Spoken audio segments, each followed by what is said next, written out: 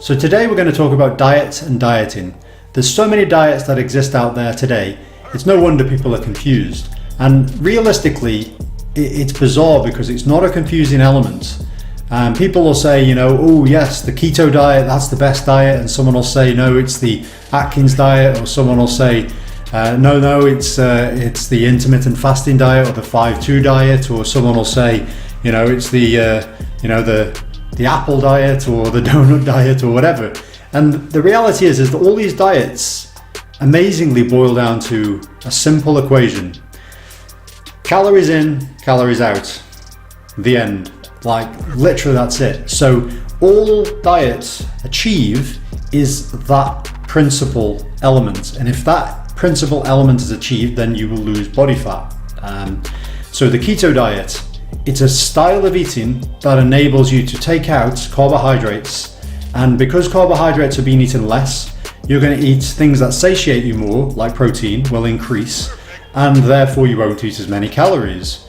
That's why you lose weight, not because you skipped the carbs per se, but because instead you ate more protein, and the protein made you feel fuller for longer, so therefore you ate less total calories per day. If you have an intermittent fasting diet, then it's not because of the fasting and these hormonal effects that are supposed to occur off the back of this. It's the fact that if you don't eat a lot in this space of time, then when you eat the food in this short space of time, you will feel full at that time. So you'll not continuously eat from that point. So the total calories per day, therefore, are going to be smaller. Now there are things that do make a difference, but they are small margin things when you have a balanced diet. It's the thermic effect of food. So effectively what it takes down to what energy it takes to break down food to turn it into an energy form. And we know that if we look at protein and we look at fiber, then they actually take quite a bit of energy to turn into an energy source. And whereas fat and carbohydrate don't take that much.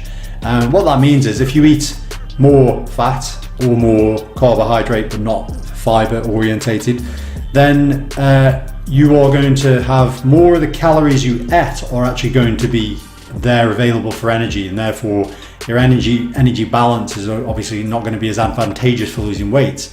Whereas if you have higher protein amounts, protein and fiber amounts will make you feel fuller for longer because they're very satiating. And you will also find there's the thermic effect of breaking that down is quite high relative to fat and carbohydrate. So therefore, when they've done studies where they said to the people, we're not telling you to eat any differently, we just want you to eat more protein, not less of anything else. They basically ate less in total because they felt fuller. They had the thermic effect from the protein and they lost body fat. And this was without even being on a diet as such. So I think the key feature is that you've got to think about the total calories per day, and if you have more protein and more fiber, then you will have more thermic effect. So I think basically it boils down to eating lower calories per day and also taking in more protein, plus the sparing of muscle as well. Obviously, people can go on crash diets, seem to lose a lot of weight. A lot can be glycogen and water, which misconstrues what they're initially getting, and therefore it starts plateauing off at that point, and that's because fat loss is slow, relatively. But the problem as well is they lose muscle if they aren't doing any resistance training and they're not eating enough protein.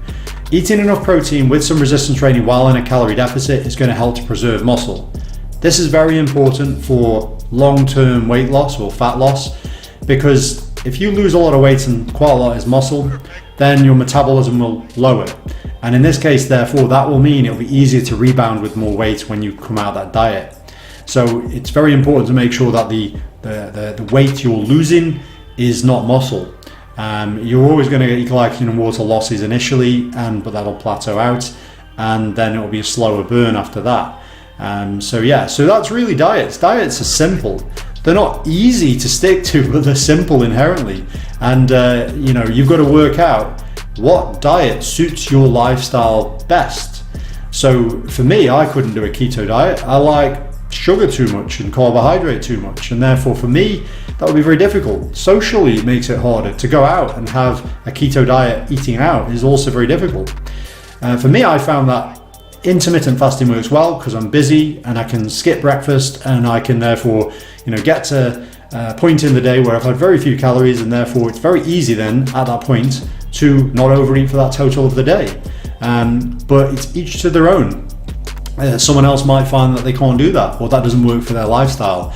So the only real important thing is eating less calories, having good enough protein, having some resistance training, and also working out what diet style achieves the result that you need and works best in your lifestyle, so you can stick to it in the longer term, because it's going to be something you've got to stick to for a while. There's no point having a diet which you hate and can't stick to, and within a week or two you've already bailed on the diet. So yeah, so that's it for today, and I'll see you next time.